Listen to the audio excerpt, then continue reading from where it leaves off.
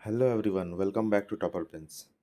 आज poem seeds का हम लोग एक्सरसाइज एंड क्वेश्चन आंसर्स को कंप्लीट करने वाले हैं। इसका पोएम का एक्सप्लेनेशन ऑलरेडी हो चुका है, जिसका लिंक आपको डिस्क्रिप्शन और ऊपर आई बटन पे मिल रहा होगा, और प्लेलिस्ट पे भी जा करके आप सारे चैप्टर्स को एक्सेस कर सकते हैं। सारा चैप्टर्स इस बुक का कंप्लीट हो चुका है, आप प्लेलिस्ट में जाके सारा एक्सेस कर सकते हैं। तो चलिए हम लोग स्टार्ट करते हैं इसका एमसीक्यू से।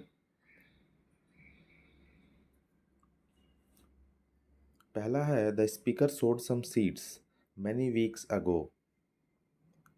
The speaker uses the word frail to describe the green shoots. frail का मतलब होता है कमज़ोर, week.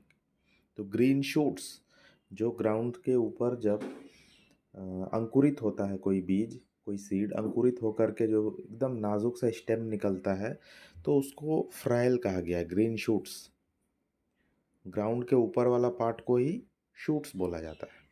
The payable lies near the payable lies near the shoots of green.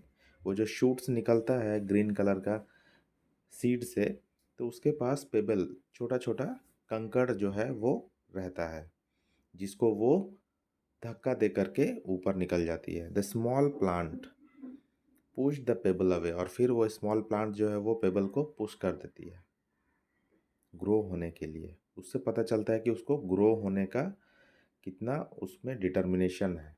तो चलिए हम लोग क्वेश्चन आंसर को स्टार्ट करते हैं। चैनल पे नए हैं तो सब्सक्राइब कर लीजिए, वीडियो को एक लाइक दीजिए और अपने दोस्तों के साथ शेयर कर दीजिए। इस चैनल पे आपको सारे चैप्टर्स आपको एक्सप्लेनेशंस के साथ मिलेंगे। प्लेलिस्ट का लिंक आपको मिल जाएगा डिस्क्रिप्शन में। चलिए पहला क्वेश्चन लेते हैं। What does the seedling do when it has pushed up to the surface of the ground. वो जो सीडलिंग है, वो सीडलिंग जब ग्राउंड को पुश करके बाहर निकलती है, तो उस समय वो क्या करती है। The seedling pushed away the pebble and enjoy the sunshine when it pushed up to the surface. जैसे ही वो pushed up to the surface होती है, सरफेस के ऊपर आती है, वैसे ही वो पेबल को, मतलब छोटा कंकड़ को, वो पुश करती है और बाहर निकलती है और सनशाइन को एंजॉय करती है। दूसरा क्वेश्चन है, what do the words heaved away hint at. Heaved away जो वर्ड यूज़ किया गया है, इसके क्या हिंट मिलता है। हीव्ड अवे का मतलब होता है दूर हटा देना, साइड हटा देना। What does it say about the seedling, ये सीडलिंग के बारे में क्या बोलता है। The words heaved away hint that the pebble is heavy and lots of effort is required to move it. Heaved away इस तरह का वर्ड है जिससे पता चलता है कि वो जो कंकड़ था, वो काफ़ी, कंकड़ जो पत्थर था वो काफ़ी हैवी था उस प्लांट के लिए, उस सीडलिंग के लिए साइड हटाना, है ना, साइड कर देना। और उसके लिए लॉट्स ऑफ एफर्ट चाहिए था, बहुत सारा शक्ति चाहिए था उसको साइड करना, तो वो सीडलिंग के अंदर था। इट सेज, तो इससे क्या पता चलता है, नेक्स्ट जो सेकंड पार्ट है इसका answer, it says about the seedlings will power and determination. ये सीडलिंग का विल पावर और डिटर्मिनेशन के बारे में बताता है।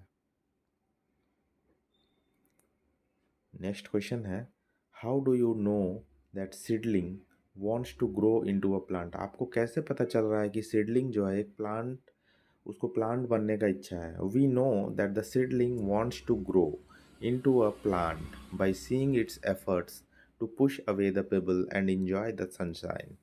जब हम लोग देखें कि ये जो सीडलिंग है वो पेबल को पुश कर दे रही है, साइड कर दे रही है, और सनशाइन को एंजॉय कर रही है बाहर निकल करके, धरती से बाहर निकल के, तब हम लोग को ये पता चल रहा है कि इसको बड़ा होने का बहुत इच्छा है, ये बड़ा होने के लिए बाहर आई है। Do you agree with the speaker that the seedling is stronger than it seems. क्या आप स्पीकर से एग्री करते हैं कि सीडलिंग जो है वो जितना दिखता है उससे ज़्यादा स्ट्रोंगर है।